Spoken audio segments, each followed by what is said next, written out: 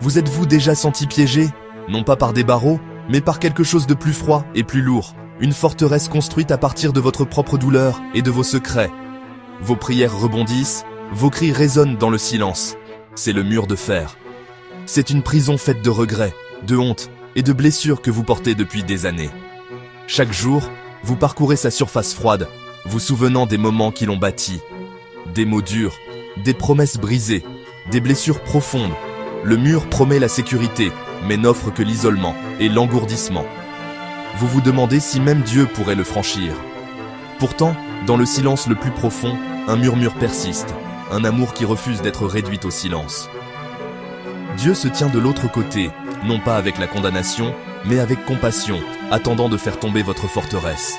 Même dans votre exil auto-imposé, vous n'êtes pas seul.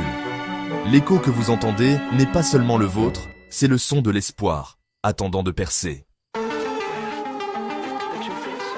Chaque mur commence par une seule pierre, un souvenir douloureux, une erreur, une blessure. Vous ramassez cette première pierre, pensant qu'elle vous protégera. Plus jamais, dites-vous. Mais chaque péché, chaque pensée amère, ajoute une autre pierre. Nous sommes les bâtisseurs de notre propre séparation, mêlant excuses et regrets en une barrière qui cache l'amour de Dieu. Comme un enfant qui se cache après avoir cassé quelque chose de précieux, nous nous éloignons. Non pas parce que Dieu a bougé, mais parce que nous l'avons fait. Le mur grandit, un mensonge devient une brique, l'envie en ajoute une autre, le non-pardon pose une nouvelle fondation. Bientôt, l'amour de Dieu semble lointain, et nous oublions qui a construit le mur. Nous commençons à croire que c'est Dieu qui nous en tient éloignés. Mais depuis le début, il est de l'autre côté, le cœur brisé, nous regardant construire. Le mur est notre œuvre, pas la sienne. La séparation est réelle, mais elle n'est pas permanente. L'amour de Dieu attend le moment où nous le laissons entrer. La première pierre peut être la première à tomber.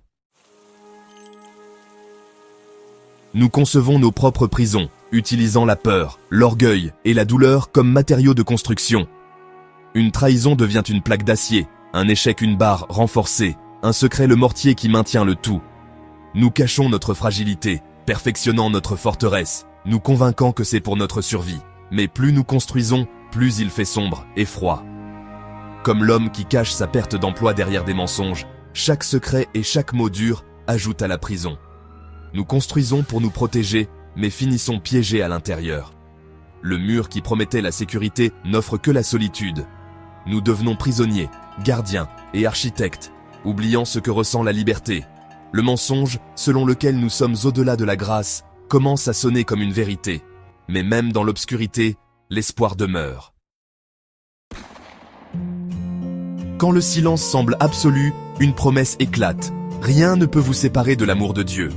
Paul a écrit « Ni la mort ni la vie, ni rien d'autre ne pourra nous séparer de l'amour de Dieu en Jésus-Christ. » Ni votre mur, ni votre honte, ni votre secret le plus profond. L'amour de Dieu est implacable, incassable et présent, même dans votre prison. Le mensonge dit que vous êtes séparés. La promesse dit que rien ne peut vous séparer. L'amour de Dieu presse contre vos murs, murmurant à travers les fissures. Il n'attend pas que vous soyez assez bon ou que vous démolissiez vos propres murs. Il vient à vous, là où vous êtes, au milieu de votre désordre. La promesse n'est pas que vous ne construirez pas de murs, mais que l'amour de Dieu peut les franchir. Cela change tout.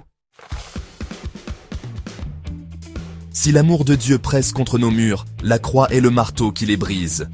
Nos murs sont faits de péché, mais la croix est l'acte ultime de réconciliation. Sur la croix, Jésus a pris chaque pierre, la honte, la culpabilité, la douleur, et l'a portée lui-même. Il n'a pas seulement ébréché le mur, il l'a anéanti. Le son des clous était le son des portes de notre prison qui s'ouvraient. Tout est accompli, signifie que le mur est vaincu, la séparation terminée. La croix n'a pas seulement construit une porte, elle a rasé toute la structure. Lorsque vous regardez votre mur, regardez la croix. Elle déclare que vous êtes libre. La croix n'est pas seulement de l'histoire, c'est la puissance présente pour démolir vos murs. Le dernier mot de Dieu est la liberté. La croix a garanti la destruction du mur, mais la grâce continue la démolition. Dieu envoie d'une équipe, des mots gentils, des chants d'espoir, des actes de pardon, pour ébrécher les décombres. La grâce travaille silencieusement, parfois comme une lente goutte qui use la pierre la plus dure. Le pardon, qu'il soit donné ou reçu, est un coup de marteau pour la honte et le ressentiment. Dieu utilise des personnes, amis, pasteurs, communautés, pour aider à nettoyer les débris. Nous n'étions jamais censés démanteler ces murs seuls. Le travail de la grâce est un processus. Aujourd'hui une fissure, demain une brique desserrée. Le Saint-Esprit dirige le nettoyage, ébréchant constamment. La démolition est en cours. Votre liberté est un projet continu. Avancez vers la lumière, la grâce est à l'œuvre. Qu'est-ce que c'est que d'être au-delà du mur? C'est la liberté, la chaleur de la grâce, après un long hiver de honte. Vous trouvez un père aimant, pas un juge en colère, attendant de vous accueillir à la maison. Votre identité change, vous n'êtes pas votre péché ou votre douleur, mais un enfant bien-aimé, pardonné et chéri. Les étiquettes de vos murs de prison perdent leur pouvoir. Vous voyez les autres différemment, avec compassion au lieu de comparaison. Chacun a ses décombres. Chacun construit ou démantèle des murs. Vous pouvez aider les autres à trouver la liberté, tout comme vous l'avez fait.